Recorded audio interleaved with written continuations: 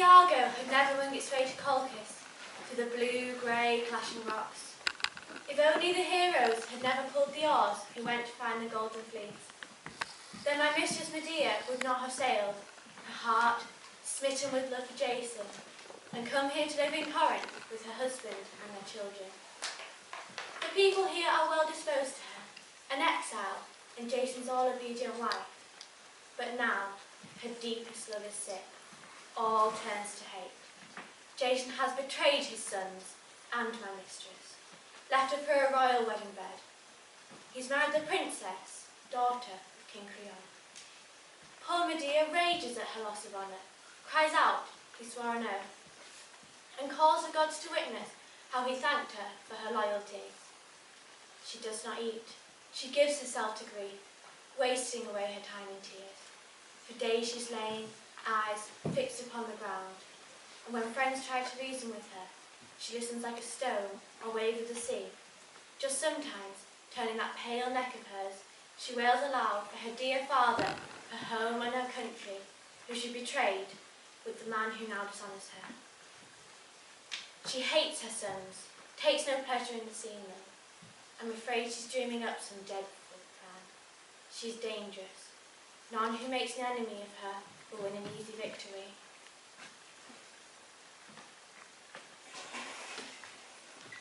Old servant of my mistress' home, why are you standing here all alone by the door, bewailing your troubles for yourself? How does Medea like being left alone by you? Good servants share their master's sufferings. They touch our hearts. I had to come outside to tell my mistress's woes to the earth and sky. Poor woman, has she not yet stopped her crying? Stopped? Her misery has just begun. Indeed, she knows nothing of the latest struggles. What's happened? Tell me. Don't hold back. Nothing. I regret saying what I did. Please, don't keep a secret from a fellow slave. I'll keep quiet if I must. I was walking past a seat where the old men play dice. I pretended not to listen, but heard one say, King Creon intends to send the boys away with their mother, expel them from the country. Whether the story's true, I don't know. But I wouldn't want it so. What? Will Jason let his sons be treated like that, even if he's quarrelled with their mother? His new marriage now comes first. He's no friend to this house. Then we're lost. But keep quiet. Say nothing. This isn't the moment for Medea to learn this. Children, do you hear what sort of father Jason is to you? Curse him! No, he's my master, but he's proven himself a traitor to this family. He's no worse than us. Are you just finding out that people love themselves more than their neighbour? With his new lover, Jason has no time for the boys. Go into the house, boys, they'll be all right. Keep them as much as possible on their own. Don't let them near Medea and her cousin. I've seen her eyeing them like a wild bull, as if there's something she means to do to them. She will not give up her anger until she is struck. Let's hope it is at her enemies, not these dear ones. Oh, misery, how wretched I am! I want to die! There it is, my darlings. Your mother racks her feelings, fans her rage. Go into the house, boys. Don't let her see you. She can be wild and hateful in her stubborn pride. What will she do? That great, passionate soul, stunned by misfortune.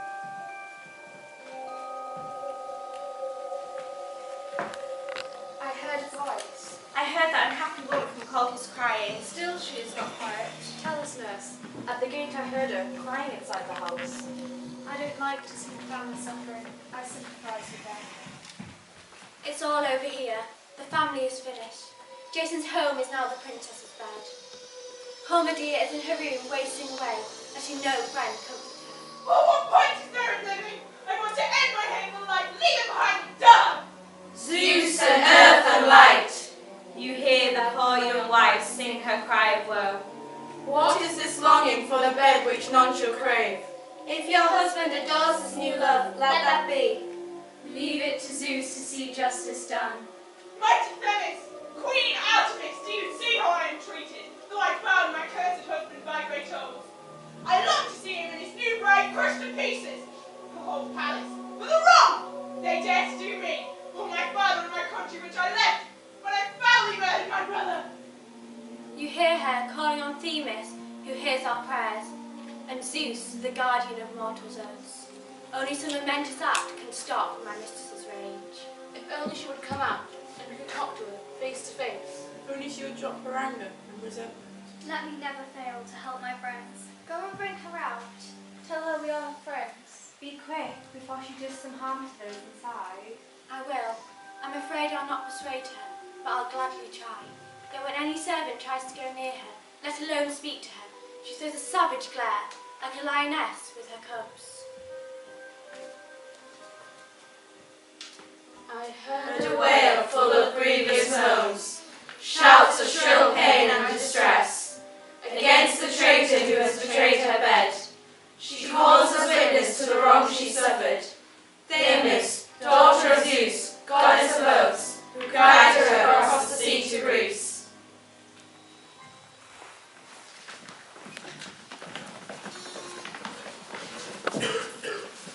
Women of Corinth, I've left the house because I don't want you to blame me. There is no justice in the judgments that men make.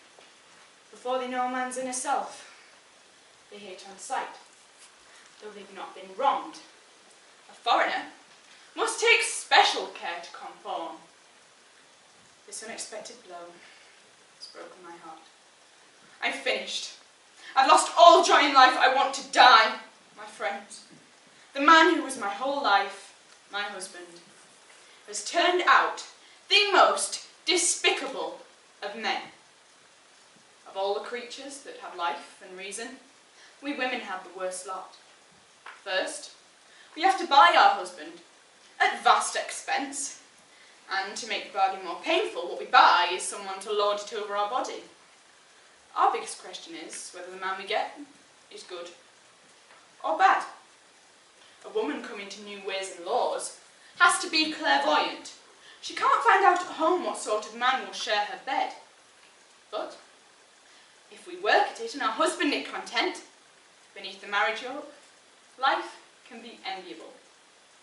If not, better to be dead. They say our life at home is free from danger, while they go off to war. Fools. I would rather fight in war 3 times than go through childbirth once. But your case and mine are not the same. You have your city here, your home. I am alone, stateless, dishonoured by my husband, and plundered from a barbarian land.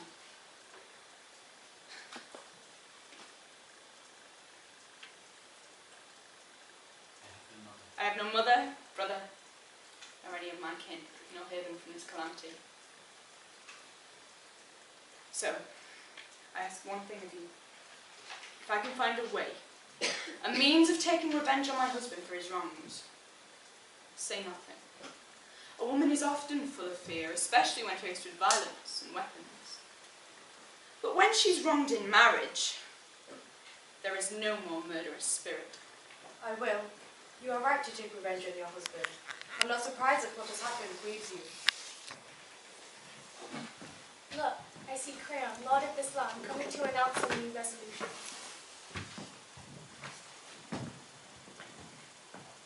Medea, scowling there with fury at your husband, I have given orders that you should leave the country. Take your 2 sons and go into exile. No delay. I shall not go back into the palace until I have cast you out, beyond our boundary. For what offence, Creon, do you banish me? You frighten me. No point in cloaking what I mean. You are clever, skilled in many evil arts. You resent being deprived of Jason's bed. I hear reports that you are threatening violence on me, and on the bridegroom, and his bride. I'll make sure that doesn't happen. Better make you my enemy now, madam, than weaken and regret it. This is not the first time. My reputation has often hurt me, Creon. Done me so much harm. No sensible man should have his child brought up to be too clever. They only excite resentful envy in their fellow citizens. But I'm not really so clever. You say that you're worried that I'll do something unpleasant. I'm in no position, Creon, to go against those who rule. What wrong have you done me? You simply gave your daughter to the man of your choice. To my husband, who I hate. What you did, I think, was prudent. Let them marry and good luck to you. But allow me to stay in Corinth. You sound harmless, but in your heart, I'm terrified you're plotting evil. I trust you now even less than before. A passionate woman, or a man for that matter, is easier to guard against than one who's clever and holds her tongue. You must leave quickly. It's decided. No more talk. No skill of yours will help you. Now you are my enemy. Stay in Corinth. Please, I beseech you. You are wasting words. You'll never win me over. Will you banish me and not respect my prayers? I will forcibly eject you. No, not that.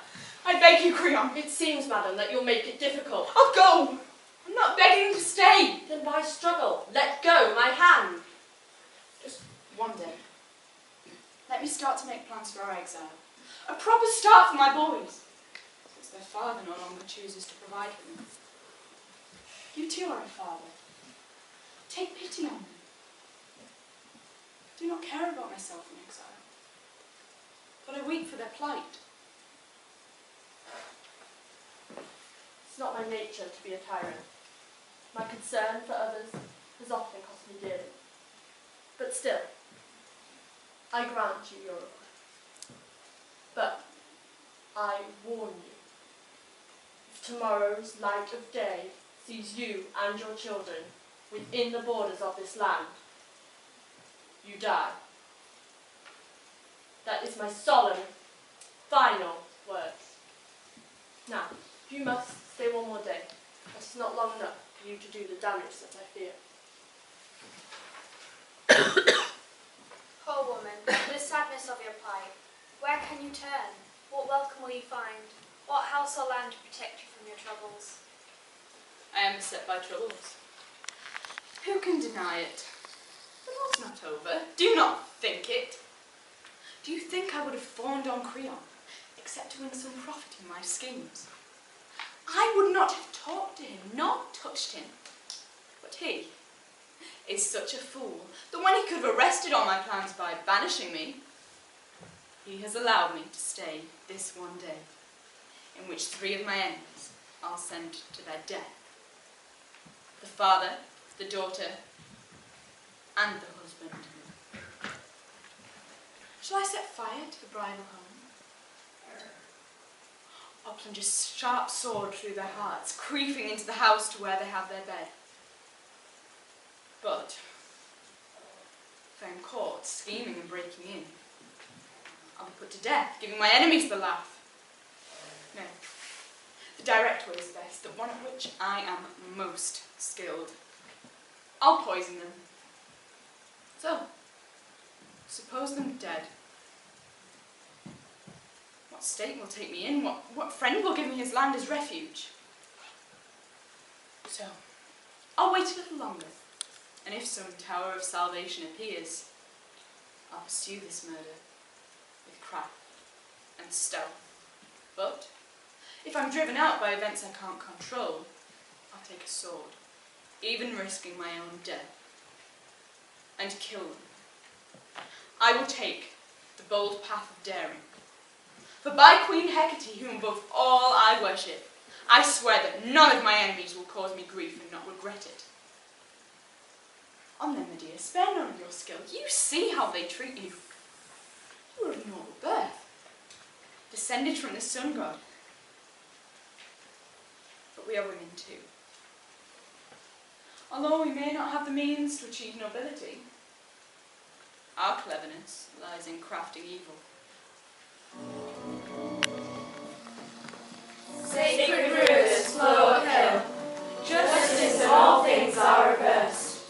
It's men who are the traitors now. There's no more failing those sworn to the gods. Our reputation will be turned to good. We women shall have honour, and ugly slander hold us down no more. No more will hear the old age songs celebrating woman's faithlessness. Till now Apollo, Lord of Song, has not bestowed the gift of inspired lyric song on women's minds, or we'd have echoed back a hymn against the race of men. The length of time has many tales to tell of men as well as women. You sail past your ancestral home, crazed by love past palms and rocks. Now, in a strange land you live, husbandless, no partner in your bed. And from this land you were driven out, an exile without rights. Gone from sanctity, all sense of shame has left great Hellas and flown away. You do not have your father's home to offer anchorage in distress. No, the princess was your husband's bed, the mistress of the house.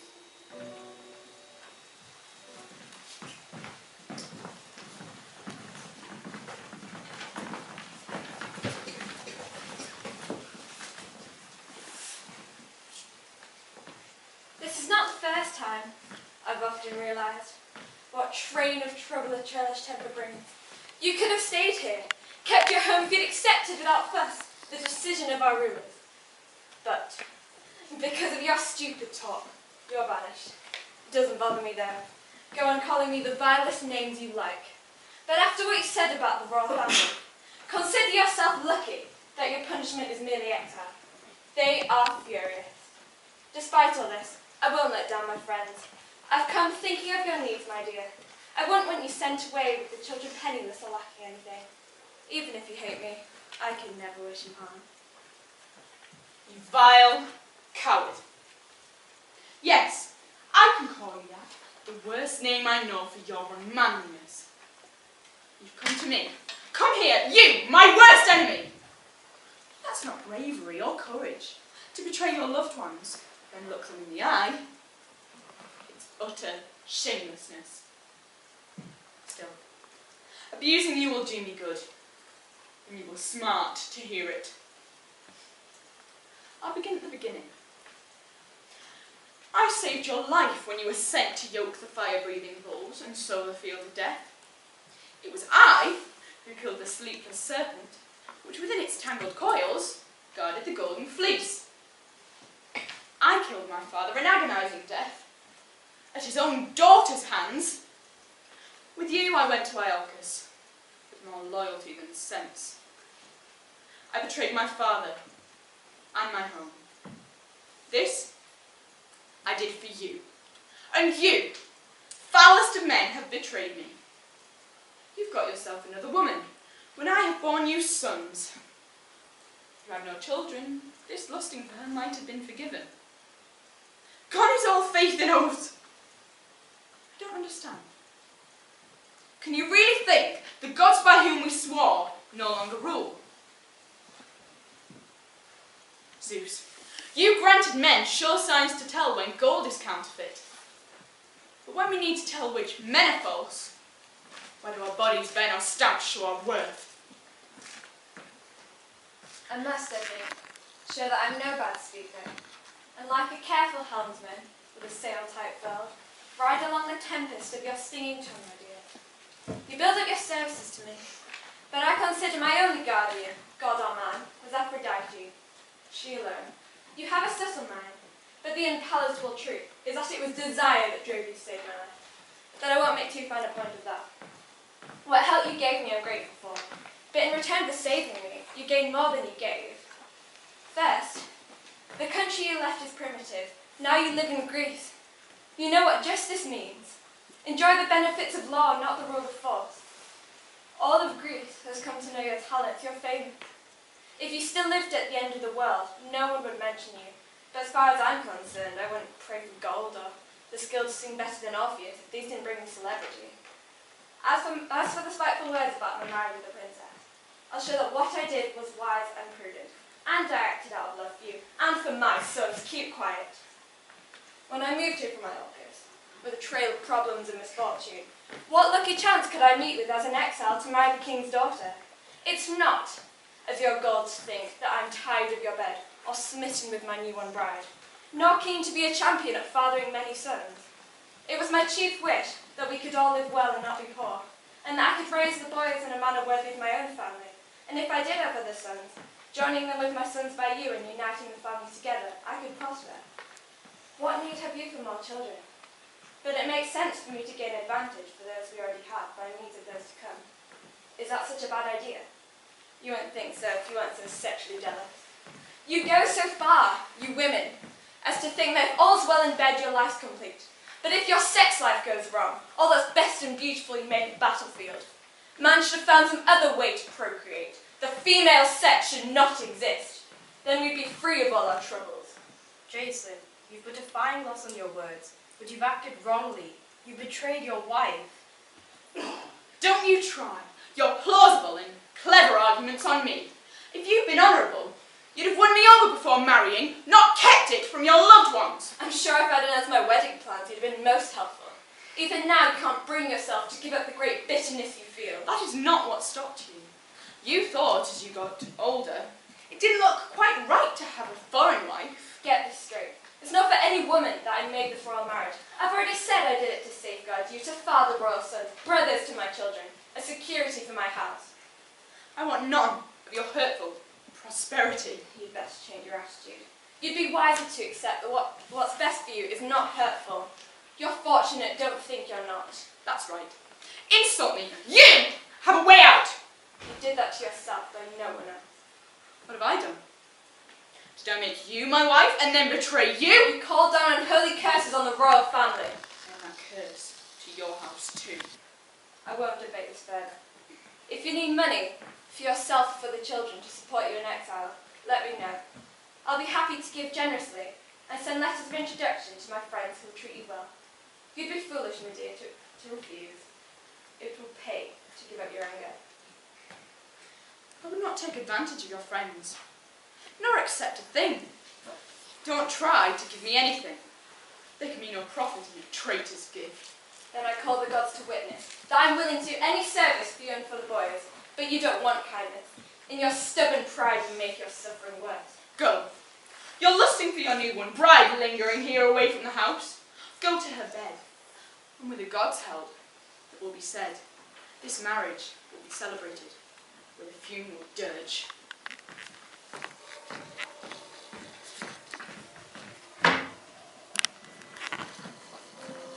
When love overwhelms a man, it can destroy his virtue and his good name. But love and moderation, no other god can bring such a blessing. Aphrodite, never point at me your golden bow, tainting with desire your arrow, which none can avoid. Moderation is what I want. That is the god's best gift. May dread love not excite me from another's bed, causing angry quarrel and unending strife.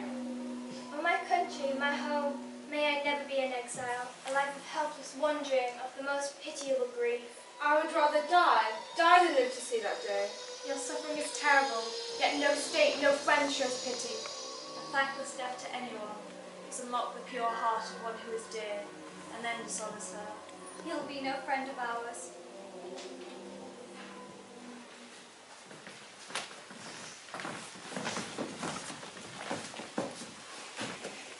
Medea, I wish you joy. There is no better way to greet a friend. And joy to you, Aegeus, son of wise Pandion. Where are you travelling from? From Phoebus' ancient oracle, to inquire how I may beget children. Indeed. Of your age? Are you still childless? We are. Some spirit seems to have developed. You have a wife? I am married. And what did Phoebus say about children? Words too subtle for a man to interpret. May I know the god's reply? Indeed, a clever mind is what we need. What do they say? Come tell me since you may. Do not unstop the wineskin's neck until I am back at my ancestral home. Then I wish you success in what you seek. You look unhappy. Your cheeks are wasted. Aegeus, I have the worst husband on earth. What? You are depressed. Explain. Jason has betrayed me. But I've done him no wrong. What has he done? Tell me more clearly. He's made another woman mistress of the house. Over me. He wouldn't dare. That's disgraceful. He has. To those he loves, he shows utter disrespect. Is he in love with her, or out of love with you? Oh, it's a mighty passion. No loyalty to those he should love. Then let him go, if he is the villain that you say. What he set his heart on is a royal marriage. Who is the girl's father? Go on. The king of Corinth, Creon. Then, lady, I fully understand your grief. I'm ruined. What's more, I am banished. By whom? Worse and worse. banish me from Corinth. And Jason permits this. How despicable. He says not, but he will allow it. Aegeus, I beg you, I beseech you, do not watch me cast out destitute. Give me shelter in Athens, in your home. So may the gods fulfill your wish for children, and you yourself die happy. I can put an end to your lack of children. I know potions for that. For many reasons, I'm keen to help you, lady. For the god's sake, and for the promise of children. This is the situation. If you can come to my land, I shall try to honour my duties as your patron. But I must make it plain, you will not come with me from Corinth. If you can come to my home by your own devices, you shall have sanctuary. I will not give you up to anyone, but you must leave Corinth on your own. I have friends here too. I don't want them to blame me. It shall be so. If only I could have some pledge from you, all would be fine. Do you not trust me? What worries you? I do trust you, but I have enemies. The house of Peleus and Creon here. If you were bound by oath, you would not give me up to any of them, nor let them abduct me from your land. I am weak. They have wealth and royal power. In what you say, you show great foresight. If this is what you want, I'll not refuse. An oath will safeguard me. I'll have an excuse to offer your enemies, and your position is stronger. Name your gods. Swear by the earth, and by the sun, and by all the race of gods. What shall I swear to do, and what not to do? You say. Never yourself to expel me from your land, and never, if any of my enemies wishes to take me away, willingly, while you live, to expel me from your land. I swear by air, and by the sun's bright light, and by all the race of gods to abide by what you say. And if you break your oath, Then I must suffer the fate of all sinful men. go then. Godspeed, all's well. I'll reach your country as soon as possible. When I have done what I intend, and achieved my wish. May Lord Hermes, my son, guide you home, Medea. May you achieve what you earnestly desire, for you seem to be a man of noble spirit. Zeus, justice, child of Zeus, light of the sun. Now, my friends, I shall triumph over my enemies. I am on my way. Now there is hope that my enemies will pay the price. Just when I was foundering, this tower of salvation has appeared a haven for all my schemes. Now, I shall reveal to you my plans. Do not expect pleasant listening. I'll send a servant to fetch Jason. And when he comes, I'll speak submissively. Say the marriage of which he has betrayed me is fine, expedient, and well judged. But I'll ask that my boys may stay. Not that I would leave them in a hostile land with my enemies to abuse. I'll use them in a plot to kill the princess. I'll send her rich gifts, a finely woven dress and crown of beaten gold. And if she lets it touch her skin, she will die horribly, and all who touch the girl. My heart cries out in grief for what must be done thereafter. I shall kill my boys. I cannot leave them in a hostile land for my enemies to abuse. And so I'll flee the land, guilty of the most unholy crime, the murder of my dearest sons. Since you've confided this to us, we want to help you, but we can't reject the laws of human life. We say, don't do this. There is no other way. You have not suffered as I have. This is the way to hurt my husband the most. And you will make yourselves the most unhappy of women. What do I care? This is no time for moderation. Go, fetch Jason. I can trust you to do this. Do not reveal any of my plans. if you are loyal to your mistress, and a woman too.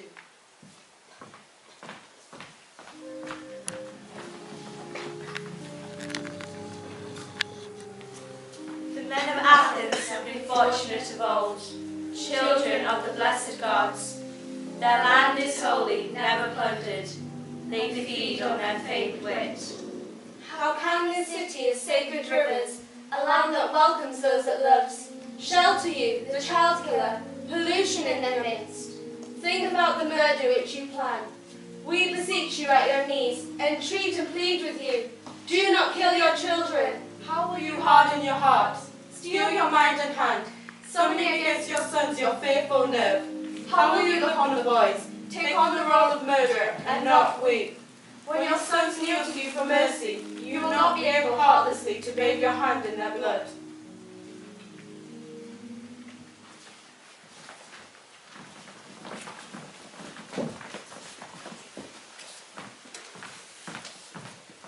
I have come, as you commanded. Despite your ill will, I will grant you this, Medea. I'll listen to you. What new request do you have of me? Jason, please forgive me for what I have said. You must bear with my moods. We two once showed such kindness to one another. I've had some harsh words with myself. Fool! Why be so mad? Why antagonize your husband and those who rule? Stop being angry. He's doing what's in our best interest. Marrying a princess and fathering brothers for my sons. And so, I reflected, and saw how pointless my anger had been. I should have helped you, stood beside the marriage bed, rejoiced to attend your new bride. I beg your pardon. I admit I was wrong. But I've had wiser thoughts. Children, come out of the house and embrace your father with me. Come. Talk with him, with your mother, and I'll make friends. Oh, I think I'm going to cry. At last I've ended my quarrel with your father. But look, I've drenched your darling face with tears. I don't blame you for what came before. It's to be expected that the female sex should vent their rage when the husband makes a second marriage. But your change of heart is for the better. It's taken time, but you've realised the right decision. As for you boys, your father, with due care, has made, God willing, a future quite secure. I think that one day you'll be with your new brothers, leading me here in Carton. I want to see you flourish and come to your prime, victorious over my enemies. What's this? As wet with fresh tears, I need tea to block, I say. It's nothing. I was thinking of the children. Don't worry, I will arrange what for them. I will trust what you say.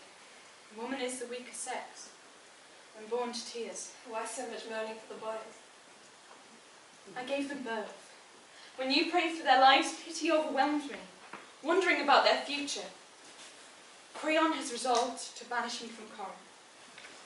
It's in my best interest, I realise, not to be in your way, or the royal families. They think I bear some grudge on them. But the boys beg Creon to spare them banishment. I don't know if I can persuade him. I will try. Then tell your wife to ask her father to spare them from banishment. Yes, I think she could do that. And I will help you in the task. Quickly, fetch the adornments. I'll send her gifts, the finest in the world. A finely woven dress and crown of beaten gold. Not once, but countless ways she will be blessed, winning so fine a man as you to share her bed. And the adornments which the sun god has given me, bequeathed to his descendants.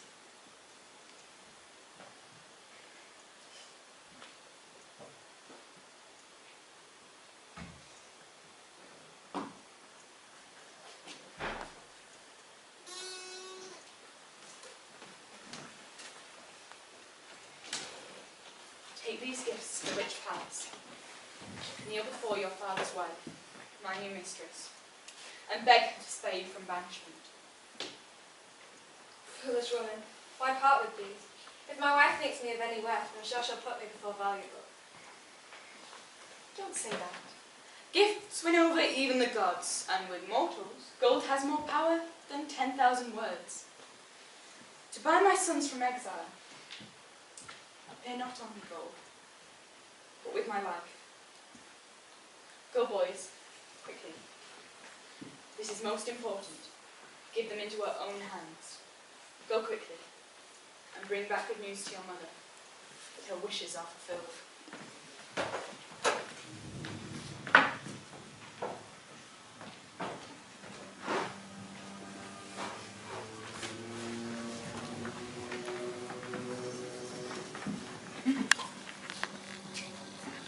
Now we have no more hope that the boys can live.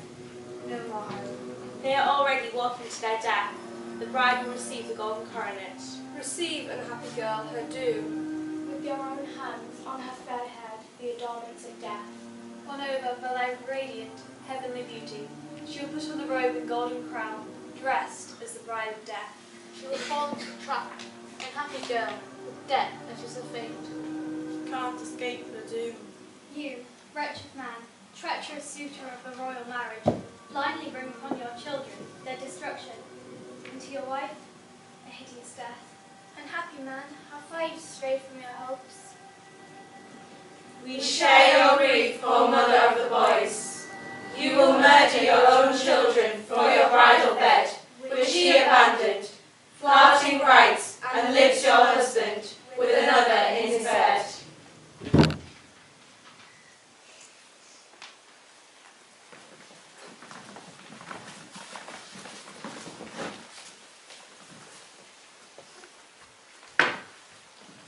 Mistress, your boys here are spared their banishment. The princess is delighted with the gifts and took them with her own hands, so there's peace for the boys. What's this? Why are you so upset when all is well? Is there something in my news that I don't understand? Am I wrong to think it is good? Your news is what it is. I don't blame you. Why are you upset and troubled? Take heart. You will come home one day. The boys will see to it. I'll bring some others home before that. You are not the only mother parted from her children. Mortals must bear misfortune lightly. I will. Now go inside and arrange the boys' usual needs. Children. Children. Now you have a city, a home where, leaving poor me, you will live forever parted from your mother. I will go to another land, an exile. Misery, all my stolen pride. All for nothing, boys, I brought you up. All for nothing. Torture myself with toil and care, and bore the cruel pains when you were born. You will never see your mother with your dear eyes again. You will have moved to a different sphere of life. Why do you keep your eyes on me? Go! Even my courage leaves me when I see their bright expressions. I can't do it. I'll give up my former plan. I'll take my children away from Corinth. Why? Why should I harm them? To make their father suffer and suffer twice as much myself? No. I'll give up my plan. No. By the avenging fiends of hell, I cannot leave my children for my enemies to abuse.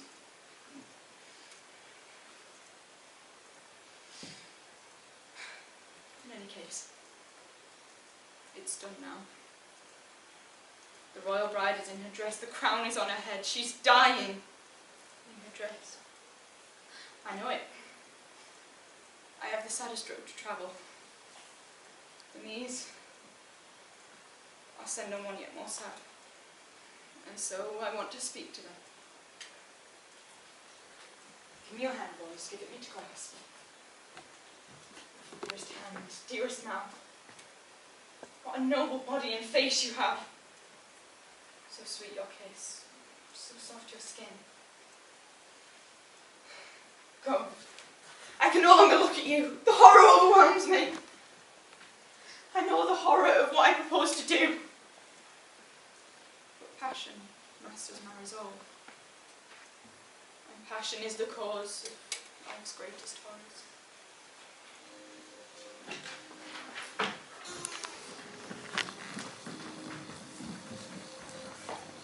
say that those who are without children or have never had their own are more fortunate than those who have. Childless people do not know if children are a joy or a grief, but being childless, they avoid a lot of trouble. But those who have at home sweet offspring, I see, the whole time are worn out by care. First, how best to bring them up, and then bequeath enough for them to live on. Though whether their efforts are for worthless or worthy children is not yet clear. There is one misfortune that afflict all men. Suppose they have amassed sufficient wealth. The children are now in their prime and are worthy people. Then if their fate should so decree, death speeds away to Hades, bearing off their children's corpses. How can it be for our good that, on top of everything, the gods impose on mortals this most painful grief, just for the sake of having children?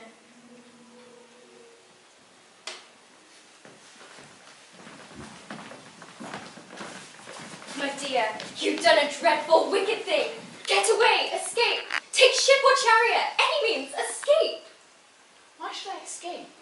She's dead. The princess and her father Creon, killed by your poison.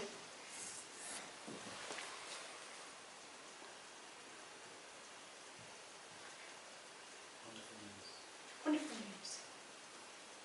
You'll be counted from now on among my close friends and benefactors. What are you saying? Are you in your right mind? Madam, are you mad?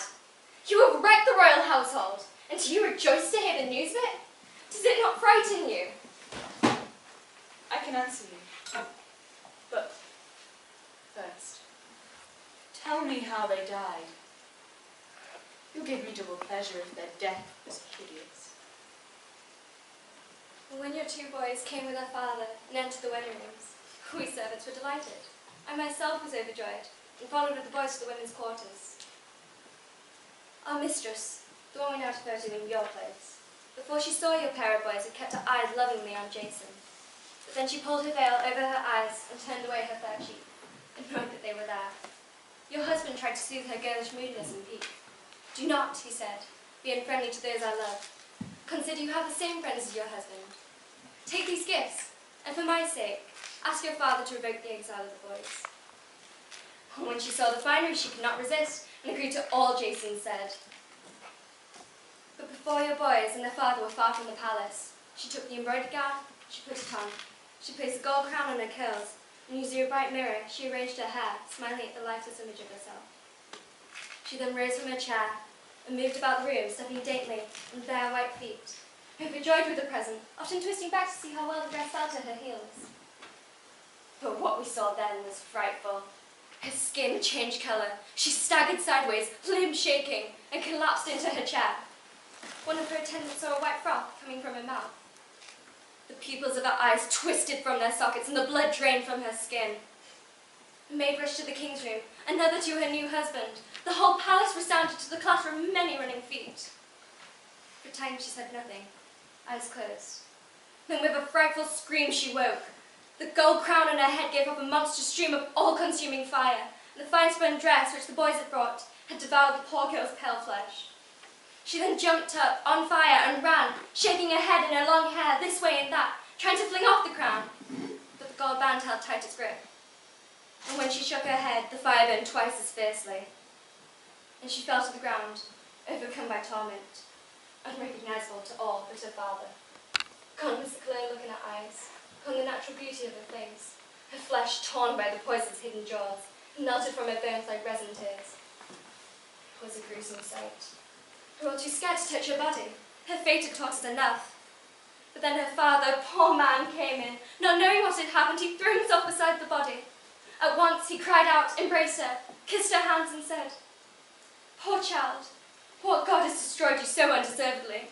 And let me die with you, my child." At last he stopped his cries of lamentation. But when he tried to raise his ancient body, then, as ivy clings to laurel stems, so her stuck to the fine-spun dress. A dreadful wrestling match began. He tried to lift his knee. She pulled him down. When he used force, he tore his old flesh off his bones. At last, the ill-fated man gave up his struggle and breathed out his life.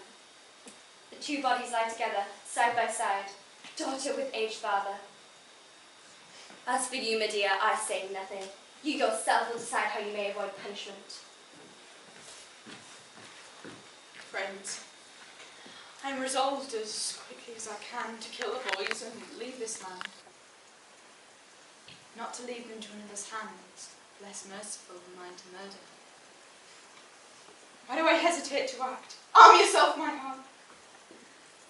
Take the sword, my cursed hand, take it. Have no thoughts of children that they were yours. For this one short day, forget thoughts of children. Then mourn. Though you kill them, you did love them.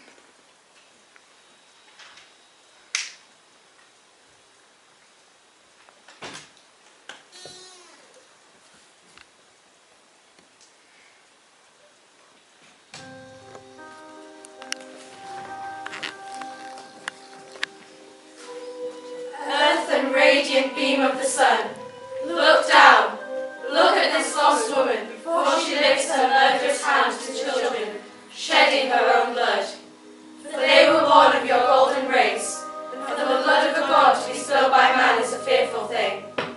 Heaven-born light, restrain her, stop her, get her out of the house, the murderous accursed fiend of vengeance. Hapless woman, what is this deadly rage that falls upon your heart, this baleful murder? Terrible for mortals is the pollution of kindred blood spilt on the ground. The vernal sorrows sent by the gods upon a murderous house. Ah! Do you hear? Do you hear the children crying out? O cursed, ill-fated woman, miserable woman, you must be made of stone or iron to kill the fruit of your womb, a self-inflicted fate.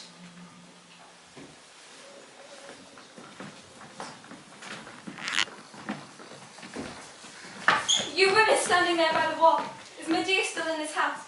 She'll either have to hide beneath the earth or take wing and fly to the heights of heaven, if she is to escape the punishment of the royal house.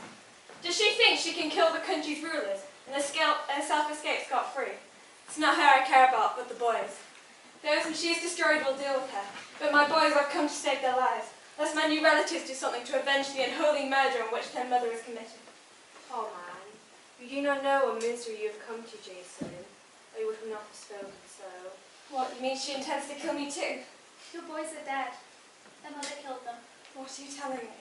The children are no more. You must accept it. Where did she kill them, indoors or out here? Open the door, and you will see the murder. Servants, open up! Let me see the double horror! The children's bodies and take my vengeance on her.